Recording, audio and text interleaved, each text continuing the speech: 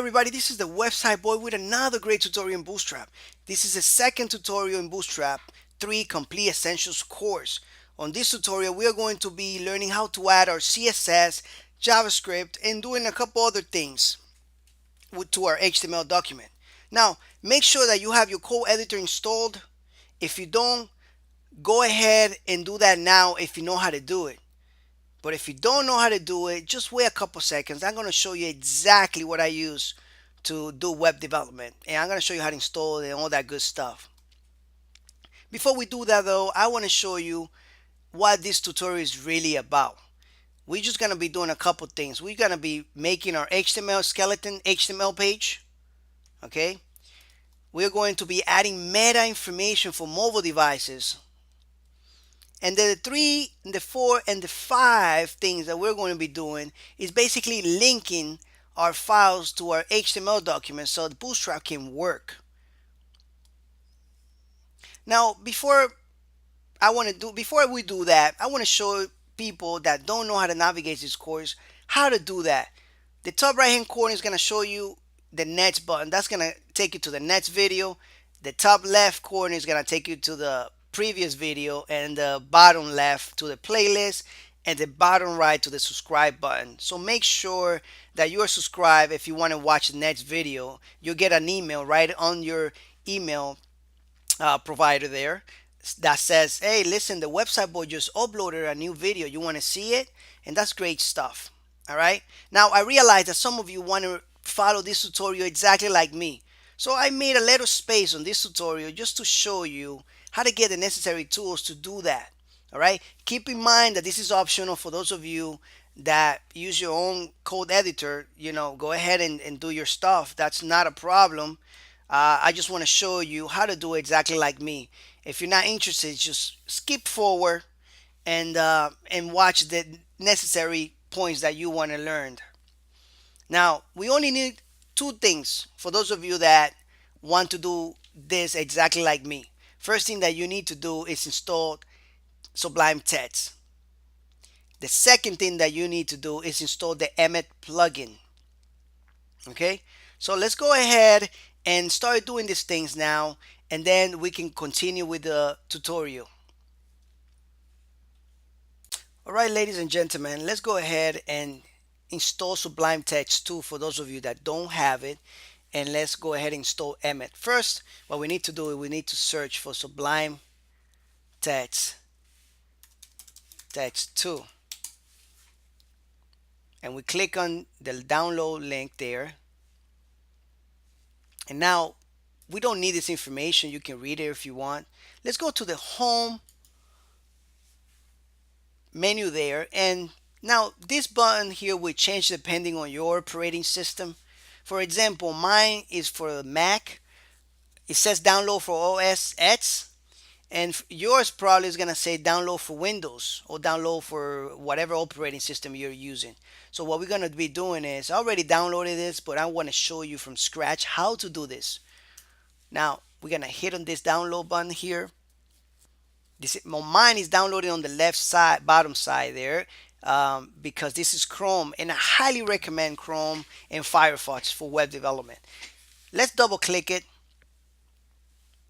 and now to install this in a Mac, all you have to do is, once you double click it, you just drag this to the application folder, find it in your application folder, and double click it, and that's it. For Windows, you might have a different system. For Windows, I believe you have a little pop-up box there, and that's just going to give you instruction how to do that. Very simple. Just follow the instructions and you should be able to get Sublime Text installed. You're going to have 30 days, and that's going to give you enough time to learn Bootstrap. Now, I'm guessing that you have Sublime Text installed, or you have your favorite code editor installed. Let's go ahead, for those of you that have Sublime Text, and let's install the next thing, which is the Emmet plugin. So for that, we need to install a package, and I already have it here. Sublime Text Package Manager. This is going to give you the sublime.wbun.net website. Just click on it, and then here you're going to see the install now. Just click on it again there. Well, not again, just now. And you're going to have 2 tabs here, Sublime Text 3 or Sublime Text 2, whatever you should be able to download just Sublime. For me, this is Sublime Text 2. Mine, Sublime Text 3 is still in beta there, so I cannot use this yet. So I'm just gonna click on the second tab there. I'm gonna copy this whole thing by hitting Command C or Control C for Windows, and I'm gonna go to Emmet. Here, I mean Sublime Text 2, I'm sorry. Now here, what I'm gonna do is I'm gonna click on View, Show Console, and I'm gonna paste it right in the bottom here. Command V or Control V, and then hit Enter. This is gonna say, please restart Sublime Text to finish installation. We're gonna click off. We're gonna quit for Mac, and for Windows, just turn it off completely. Then we're gonna restart it again. All right, now that that's done, the next thing to do is install the Emmet now that we have the package control, right? Oh, the control manager, I'm sorry.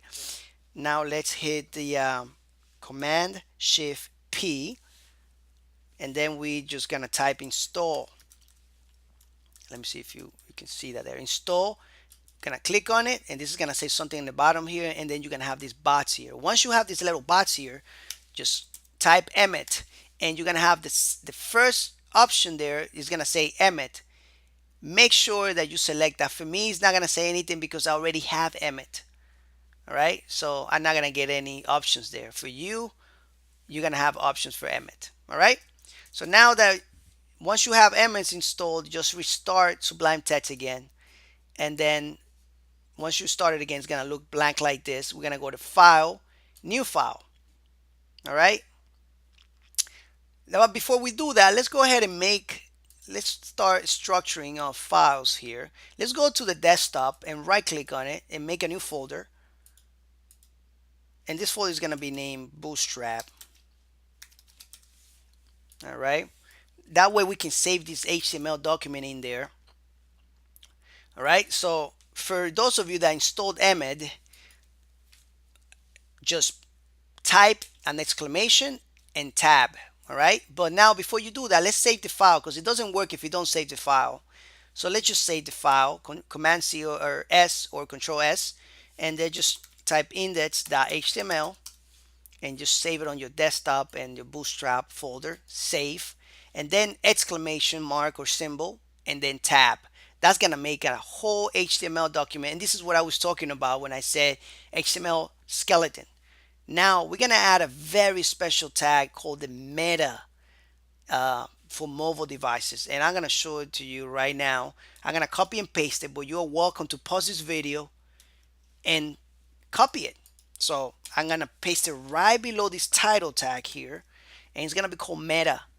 All right, just like this, but it's gonna have some information that we need for mobile devices. All right, so now that we have that, the next thing to do is actually download Bootstrap because we need to add Bootstrap to this HTML document. So let's go ahead to our browser right now. Let's go to Bootstrap. We're gonna Google it, and we're gonna go to a website called getbootstrap.com. We're gonna click on it. We're gonna hit this middle button that says download Bootstrap, and we have a couple options here. We have an option to use Bootstrap minified from online from this website, Match CDN, or we can download Bootstrap. What we're gonna do, we're gonna download it because we want Bootstrap to be available locally in our computer. We don't know what could happen to this server here. It can go down and then our files are gonna go down, right? We don't want that. So we're gonna click on download Bootstrap on the left side there. Now these files, don't worry about it. This is for advanced users. If you're learning Bootstrap, there's a good chance you're not advanced yet, but you will get there with this tutorial. So let's go ahead and double click on this. And now it's going to take us right straight to that file location. Now I did download this already before, so I'm just going to delete it. This is what you're going to get in the beginning. Bootstrap is a zip file. We're going to double click it on a Mac and it's going to extract it. But for Windows, you're going to have to use your extractor there to open that zip file. So once we extract it there, we're going to go inside there and we're going to use these 3 folders there. Let's go ahead and use those. I'm going to select all 3. I'm going to drag it to my folder, Bootstrap. I'm going to go to that folder now. All right. and I have everything there already formatted. I have my index.html, my three files, the CSS, the fonts, and the JavaScript folder. Now that we have that, we have to link it to our HTML document. All right. First thing that we're going to be linking is the Bootstrap. So Bootstrap CSS. So we're gonna, for those of you that have Emmet, if you don't have Emmet, just pause the video and copy what I'm doing, or just follow along if you can type fast. So link colon CSS tab is gonna make a whole link for the CSS. So for this one, we're going to find Bootstrap in a folder called CSS, and then Bootstrap. All right. .min for minify. That's the name of the file. And I'm just typing this because I already know the name of the files. You can go here and verify that. Double click it, and you can see it right here. Now, the next file after this is going to be a file that we are going to be creating, which we haven't yet. And then we could do the same thing again here, and we just, it's going to be on a CSS slash custom.css. This is the file that we are going to be creating, name.css. All right. There is another thing that we need to do. We need to add a JavaScript to our document, and I'll show you right here. This is the JavaScript, and there's only two files here. We're going to be adding the minify version because it's usually faster. Everything is compressed. So we're going to add it before the body tag and the end body tag. And I'm going to tell you in a minute why that is. First, let's just add it. Script colon src tab. And it's going to be in the JS folder, and it's going to be called bootstrap.min.js. All right. Now, I forgot something here. All right. We can't make Bootstrap work without having one of the most necessary scripts there is in whole web development history. I'm going to show you right now what it is. It's JavaScript. Without JavaScript, this is not going to work. And now JavaScript is usually installed in your browser already, but Bootstrap uses a library called jQuery to actually use JavaScript. And for those of you that don't know jQuery, basically jQuery is just a library, a big file, right, that has a whole bunch of JavaScript inside, and it just simplifies JavaScript for Bootstrap. It's a pretty easy way for writing JavaScript. Basically, that's what jQuery is. In Bootstrap, whoever wrote Bootstrap, that's what they use to write Bootstrap in, right? They wrote Bootstrap and they wrote a couple of functions there, and they use jQuery. So we need to add jQuery to it. And how do we do that? We're going to go to the browser, and we're going to look for a website called jQuery. Yes, jQuery.com. Unbelievable, but it's true. Then we're going to click on it. I like always searching on Google for things, even though I can just type it in the browser, right, guys? But what the heck, it doesn't matter. So now we have two options. We can download jQuery locally, all right, or we can go ahead and use a CDN. That's right, we can use a file online to actually link it, and that's what I'm going to do. I don't even want to bother downloading it. You can if you want to, but I'm not. So let's go ahead and copy this first link here that says jQuery 1.11.0.min.js. Oof, almost ran out of breath there. And let's go ahead and paste it right before this. And let me just make this smaller so you can see. And the reason why we're pasting this before is because we need to have jQuery before Bootstrap. Bootstrap needs to be after, so it can use jQuery. Now, a word of advice, all right? Just put your HTTP in here, colon / so that way you can have your jQuery working. Now, the reason now a lot of people add jQuery or JavaScript on the head, and I don't do that. The reason is because I want to see my HTML document load first.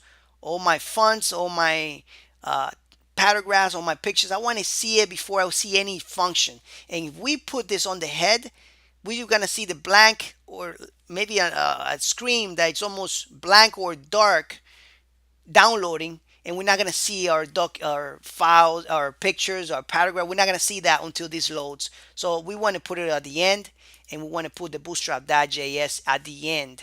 All right. So now that we have everything in place to build a Bootstrap website, all right, now we're going to continue to the next video. But before, I want to tell you something. If you haven't subscribed, do it now so you can get the next video right in your email, right? We have everything in place to install the best Bootstrap website there is online, all right?